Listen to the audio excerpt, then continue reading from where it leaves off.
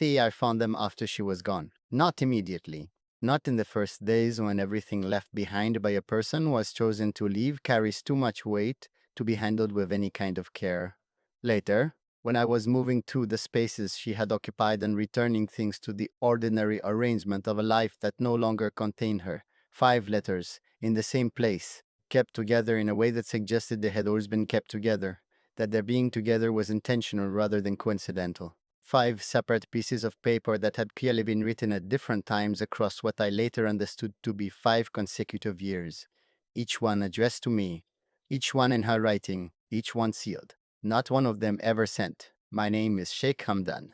And sitting with those 5 letters in my hands before I had read a single word was one of the most profound moments of my life, because I already understood something essential about them before they were open. She had written to me every year for 5 years and had decided every year that I would not receive what she had written, and I needed to understand why. The first letter was from early in our time together.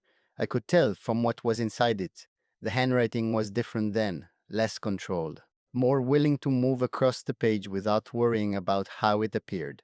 She wrote about something small that had happened between us, something I had already half forgotten by the time I read it. But she had not forgotten. She had held it for a year and then written it down in a way that told me the small thing had meant something large to her that she had not felt able to say directly at the time. And I sat with the understanding that something significant had happened between us, that I had not even registered as significant while it was happening. The fifth letter was different from the others in a way that was immediately clear. The handwriting was controlled in the way of someone who has learned over 4 previous attempts exactly what they want to say and is now saying it with a precision that the earlier letters did not have.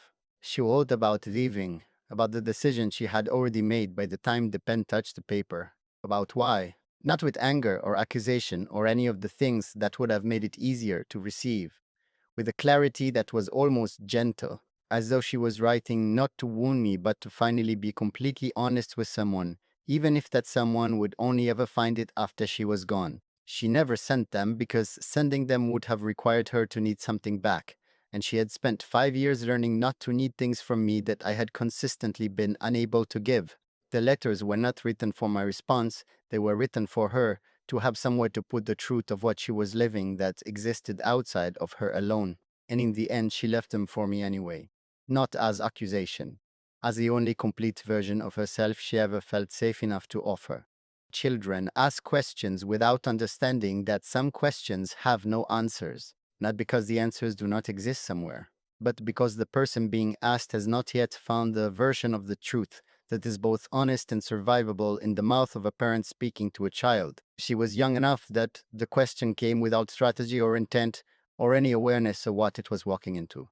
She simply wanted to know, the way children simply want to know things, without the social awareness that teaches adults to sense when a question is too large for the room it is being asked in. She looked at me with the complete and uncomplicated trust that I have never deserved as fully as she has always given it. And she asked me something that I have spent the most significant relationships of my life failing to adequately answer. My name is Sheikh Hamdan, and the night my daughter asked me that question is the night I understood something about myself that no other person or experience had ever been able to make me see clearly. We were at the end of the day, the part of the evening that belongs specifically to her, that I protect from everything else that wants to occupy my time because I learned late and at significant cost what happens when you allow everything else to win. She was tired in the way children are tired when they have spent the day being fully alive and the body is finally making its accounting of the energy spent. And in that tiredness, she was more unguarded than usual, more likely to say the thing she was actually thinking rather than the version of it shaped for adult company. And so the question arrived without warning in the space between one ordinary moment and the next.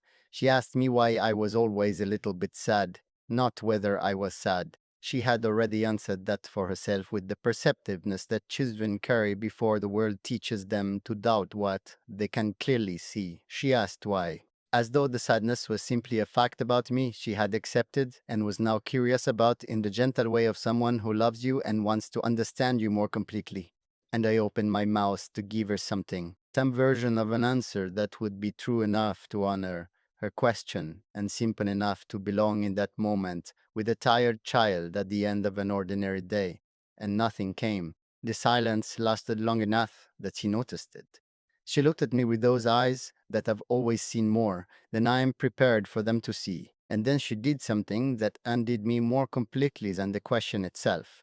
She reached over and put her small hand on my arm in the particular way of someone who is not asking for an explanation anymore, just offering presence, just saying without words that the answer could wait, that she was not going anywhere, that she had enough love for the version of me that could not always explain itself. And I sat inside that grace she offered so effortlessly, wondering how someone so young had already learned what I had spent a lifetime failing to practice.